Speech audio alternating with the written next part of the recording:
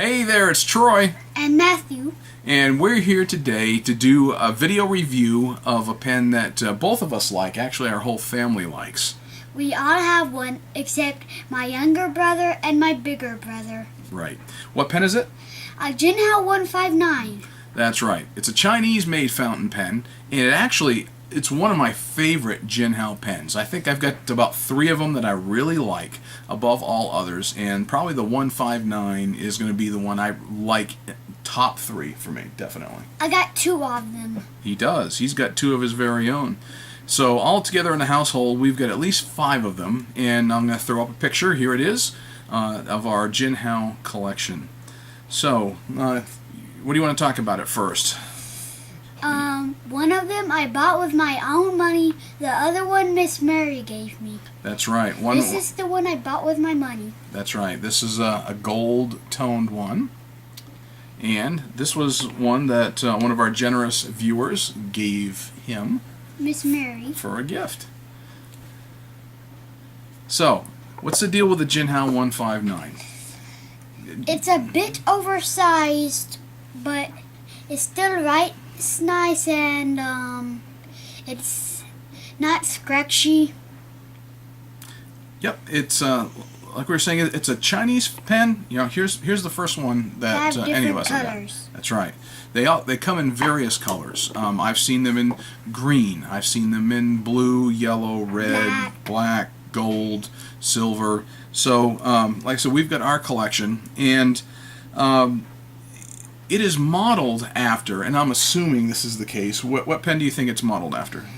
Mont Blanc 149. What does a Mont Blanc 149 look like? It looks like that right there. It's another big cigar-shaped, oversized pen, and you hold the two together, and you can see a lot of similarities between the two. Obviously, the clip's a little bit different, the band on the cap's a little different, and they even have just a slight, an ever so slight difference in height, but they look very, very similar. The Jinhao 159 is a bit bigger. It is just a touch. Now, just for fun, they unscrew the cap on both, and the nibs are a little different. This is a standard number 6 nib that you're going to find on the Jinhao. It's all metal. It's got the metal screw threads here, and it's got the black section here, and it's got the gold tone trim right there. They don't all come in gold tone, by the way, and here's a picture of the Jinhaos right up next to a 149 Mont Blanc, so you can see the difference. But now, getting back to here, you can see that the nib is bigger on the Mont Blanc 149. And of course, these are going to be just standard Jinhao Chinese number 6 steel nibs, whereas the Mont Blanc is going to be a gold nib. Now, the filling mechanism is going to be different. It's going to be a nice piston that's built in to the Mont Blanc. One other difference that you're going to find between the Jinhao and the Mont Blanc is the price tag. $3.33 for the very last one that we bought, shipped to our door, which was this one, versus used on a Mont Blanc, $400 to $500 range, new $700 to $900 range for the 149. So, let's talk about these for a little bit. Go ahead. That is the clip right there, and from the Mont Blanc, that's one different thing. It is. The Mont Blanc has the Mont Blanc snowcap mountain on the top, whereas this is just plain black. On the top. Yep. And so, what else? How about this? We already showed you just a few minutes ago. You've got the screw cap. And it has a bit of gold right there. On that particular one, yes. Where you unscrew it. All right. So much ink is in it. We'll unscrew that as well. And it takes an international standard cartridge or converter. In all of ours, we've got converters in them. We don't have cartridges in any of them. But on the Mont Blanc I showed you earlier, it was a built-in piston. This, however, is just an international standard slide-in cartridge. and it just screws back. Screws on and screws back on. Okay. One of the things we're going to share with you are some of the weight of the pen, the length of the pen. We'll put up a graphic for all of that.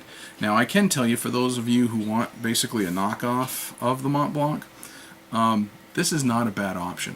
Got to be honest. How do you think they write? I think this pen writes better than the Mont Blanc. Really? You think so? Well, when I first bought this, it did, but then I did some nib work on it, and now this one is going to write better than the Jinhao, I think. But that does not diminish the fact that these Jinhao 159s, actually, if you're looking for an economical pen that you can carry with you that has the same look and elegance of the Mont Blanc 149, the Jinhao 159 actually is a good looking pen. Then again, if you're looking for one that's more fun rather than just that black elegance, then you've got the more fun variety, different colors. Different colors. Out of all of them, I think these two look the best in color. You like those? Yes. Well, you picked out this gold one yourself. This is like, you said, I want that one. But you like the red and the blue best? Yes. Well, they are good looking pens. Now, here's something that I am told for people who have arthritis, who are older, that a larger, heavier pen like the 159 Jinhao actually does well for arthritic or crippling hands, that they can actually grab that oversized section just a little bit. How about you? How about you? You got small hands, all right? So because you're only 8 years old, how well does it hold for you? It holds okay, and with writing, this is how I'll probably hold it, like that. Well, you got to hold it so they can see it. This is how I'll probably hold it. Like that? How well does it fit in your tiny little hand? It fits good, but I'm used to smaller pens. You are, yeah, and this is a little bigger than you're used to. So, for me, for my much bigger paws, now uncapped, this actually still fits very well, very nicely in my much bigger paw. The section here, this black section, is pretty much the same, with the exception of the tone of the trim. Now you notice here, this has got the silver tone, the black one had the black tone, and so you got that silver trim there, that stainless looking trim. So when you're holding on that section, the section's big enough to be able to grip comfortably, firmly, and to be able to write. That one has a silver trim, this one has a gold one. Right. So I gotta say, that's not too bad. How about when you cap it? Can you write with it capped? Try it. No.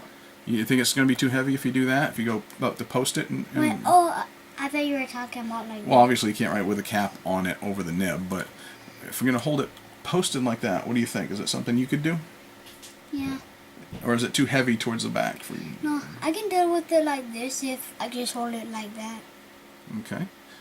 So you being a lefty, me being a righty, I can say it does back weight the pen because that's a big cap. It's kind of heavy. As a matter of fact, it's heavier towards the top than it is towards the bottom. So that's the one big difference between the Jinhao and the Mont Blanc. The Mont Blanc is lighter. It's a lot lighter because this is made of a, quote, precious resin, translation, expensive plastic kind of thing. And this is made up of... metal. Metal. Right, so it's an all-metal pen. They're durable, they're rugged. Nothing's going to happen to this sucker. I mean, you could probably drive over it with a car, and it would still write very, very well. What do you think? Is there anything you don't like about these particular Jinhaos, these 159s? One thing I kind of don't like... What's that? It's that it's a bit too big, but I can still write with it. Okay, so here you told me you could do okay with it. Now you're saying it's just, for your taste, you think it's a little too big? Yeah, just a little. Okay, so for tiny little people like you, youngsters like you... I can still write with it, it's just, it's a bit too big, and I'm used to the smaller pens, about the size of a Sharpie. you know, let's see, why don't you compare that to my pen of the day? Yeah, I can. I think I can write with this a bit more often than I write with this. Yeah. See, my pen of the day is a Czechoslovakian-made Centro pen, which is really light And a different brand. much smaller. So this probably fits in your hands better than that. So, for me, being an adult, It does fit better. for me being an adult, I like a bigger, beefier pen. That's just my personal taste. I like oversized pens. I like how they fit in my hand. How and I many like how they write. oversized pens do you have? I probably have 7 or yeah, a good 7 of them, and I've got one more on order that's being custom made for me. That probably won't be here until next year because it's going to take a while to get here. So, but Where is it from? oh, it's coming from Newton Pens in Arkansas. So. Is it in the USA? Yes, Arkansas. Come on, you took that in school, didn't you? No. You haven't studied U.S. States geography. Boy, we have some work to do here at home. We're going to have to drill him on where all the 50 states are. School system. Oh, let's see. All right, so what do you like about it, though? I like that they have different colors. And they don't have just black. Because I would have gotten a green one if I saw one, but I didn't. Right, so you saw the gold one, and you kind of like that one. Do you want to show people how it writes? Well, that was just yes or no? Yes. Okay. So, I tell you what, we'll be right back, and Matthew will show you how well the Jinhao 159 actually performs. And this is how the Jinhao 159 writes. It is the gold one.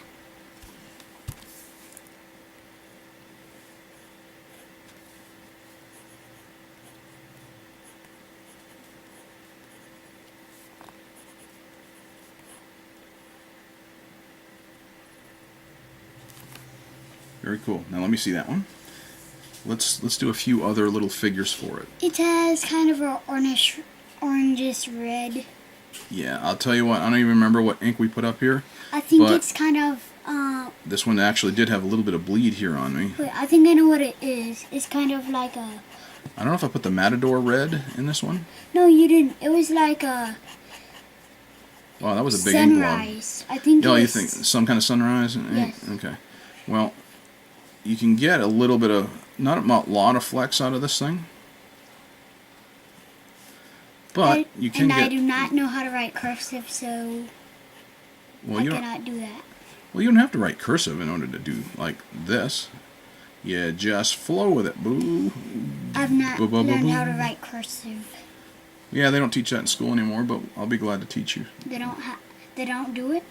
Well, in schools they don't teach it cursive anymore for some stupid reason. But all right, what else you want to write to show how the pen works? So, from your writing, what do you think? Was it I like it. was it smooth enough for you? Yeah, I like it. Where's the cap? I don't know. You oh, there it is. Hold on. There's the cap for that one. Other pens. And I know that this one, this orange one, let's try that one because I know that that one writes as well. So let's try the orange one. This orange one, I can tell you, it's got like a Sherlock Holmes ink in it. I'm trying to remember who made that particular ink, but I can tell you this one, try that one. This one writes actually a little smoother than did that the other one that you just had. It does.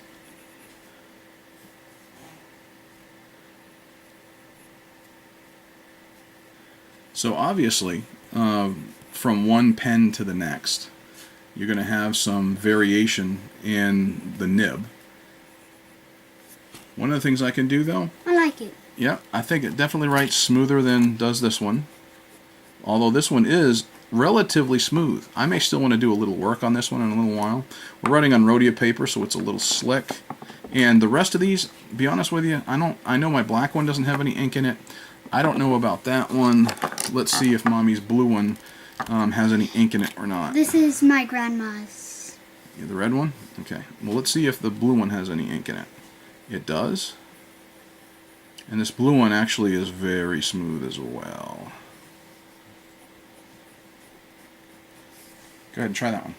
And this is how the red one Hold on. writes. We may have to move the paper up a little bit. There you go. No, I think hers is running out of ink. Yeah, it's alright. I probably have to work on that one. She told me she didn't know if it wrote or not because it's been a while since she's used that one, I think. So it may be running out of ink. Yeah, but yeah, you see that? We've already primed it. We've already gotten it down to almost no ink in there as it is. So, alright, I'll probably have to... You want to see an ink sample of that pen today? Yeah, well, yeah. So what we'll do is... Maybe in another video. Yeah. So I'll have to work on this one. I'll probably have to flush it out and fill it with some more ink for her. But she told us when we borrowed it from her that she didn't think it was going to write well. And just for grins, here is the Mont Blanc 149.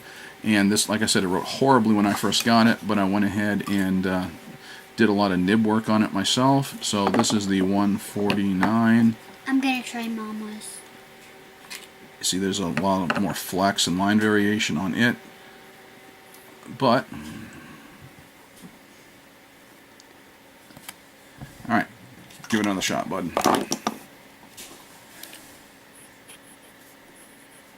I like it. It has a nice blue ink in it. Yeah, I don't remember what ink I put in it either. I'd have to look on the spreadsheet because we have so many pens in the house. I have to keep spreadsheets of it all. He has, I've close to 30. Mama, I think Mama has more than 30. Yeah, well, I know she does. Alright, well, that's it. That's our writing portion. And I am going to try the Mont Blanc really quick. Well, if you're going to do it fast because we're taking up video time. It writes a lot nicer than when you first got it. It does, because I spent some time with it. And on all these, that's the cool thing is, even if they write fairly well, you can always spend more time with them and make them even better. I've done it even with inexpensive pens. Alright, the Mont Blanc 149, that's our writing sample portion, and thanks for watching our video. Thank you for watching. Bye.